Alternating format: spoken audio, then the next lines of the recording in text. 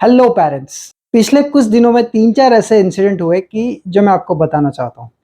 एक डेंगू का बच्चा था, रिकवर हो रहा था, हम डिस्चार्ज करने वाले थे और एक normal conversation I was having with the child. In the conversation मैंने पूछा कि बच्चा आप कौन से स्कूल में पढ़ते हो। Before that child could answer, बच्चा जवाब दे उससे पहले मम्मी का रिप्लाई आता है, सर पढ़ने में अच्छा नहीं है। एक लेबल लगा दिया। दूसरी बार 2 बच्चे, एक छोटा बड़ा, अनकॉन्शियसली, अनविलिंगली, अननोइंगली मदर, और इस बार तो सॉरी दोनों, मदर फादर दोनों कंपेयर कर जाते हैं कि बड़ी वाली मैथ्स में अच्छी नहीं है, छोटी वाली बहुत अच्छा करते हैं। आप पॉजिटिवली प्रेस कर रहे हो छोटे बच्चे को, अच्छी बात है, but at the same time आप किसी को लेबल कर रहे हो। आपकी बड़ी बच्चे को आप बोल रहे हो कि वो मैथ्स में अच्छी नहीं है। सो ये लेबल जो है वो बच्चों पे लगाना जरूरी है। वेल, आज के इस वीडियो में मैं 3 ऐसे रीज़न आपको बताना चाहूँगा कि आपको क्यों अपने बच्चों को लेबल नहीं करना चाहिए और इंस्टेड ऑफ दैट आपको क्या करना चाहिए। Hi, my name is doctor Khanjan Shah. मैं एक पीडियाट्रिशियन हूँ, but as I said this topic is not my area of expertise per se, but as a parent we read a lot of things, and this is one thing which I had read ki I should never label my child with a negative or the something which can hamper her growth. So I thought to make this video. I hope you like it, and please do share it, and ज़्यादा से ज़्यादा parents को share कीजिए ताकि मेरा message काफ़ी लोगों तक पहुँचे। सो वेल, तो 3 reason why you should not label your child. First and foremost is कि जब भी हम लेबल कर रहे हैं, it becomes their self fulfilling prophecy. It means वो उसका इनर वॉइस बन जाएगा। आपका बच्चा वही label, he will keep ruminating that thought. जो आपने एक बार बोला है, अननोइंगली बोला है, आपके बच्चे के दिमाग में वो बार बार बार बार बार बार आता रहेगा, एंड वो उसकी रियलिटी बन जाएगा।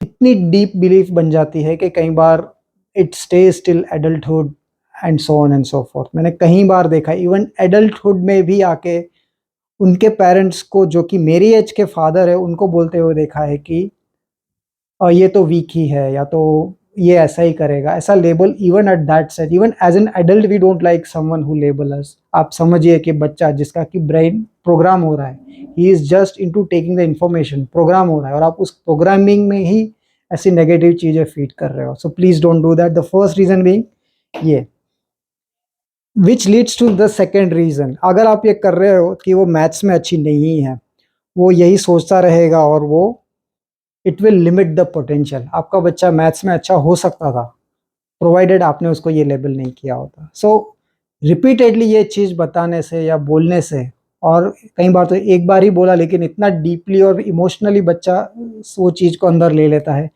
कि वो उसकी ग्रोथ पे बहुत ज़्यादा इफेक्ट करे। And that is the second reason why you should never negatively label your child with these statements.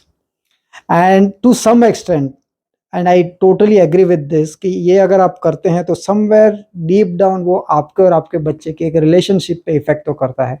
You may not realise it now, but later in life you might realise कि वो जो चीज़ें थी जो आपने उनके दिमाग में बिठा रखी थी, and once they grow and they realise कि वो चीज़ें कितनी गलत थी।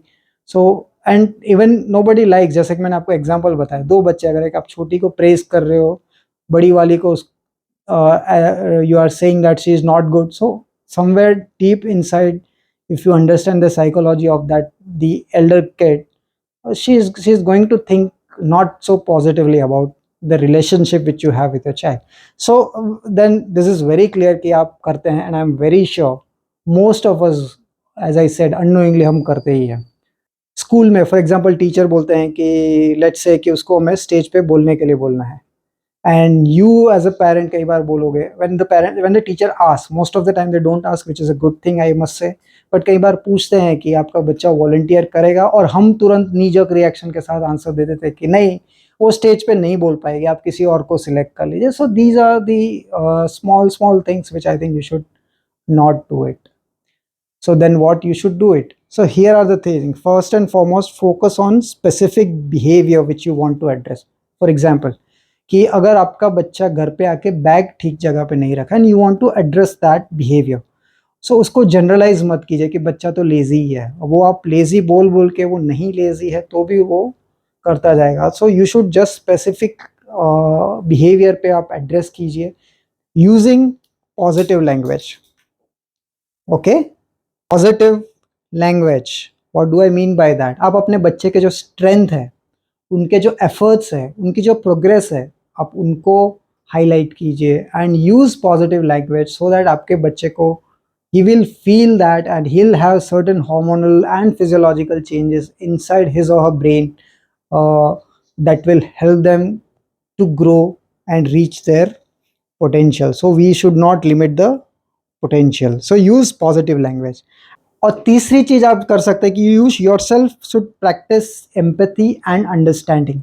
What do I mean by that, realise और एक चीज समझ लीजिए कि children can make mistakes and will make mistakes, so guide them, support them instead of limiting their potential or putting the negative statements or labeling them with the negative talks.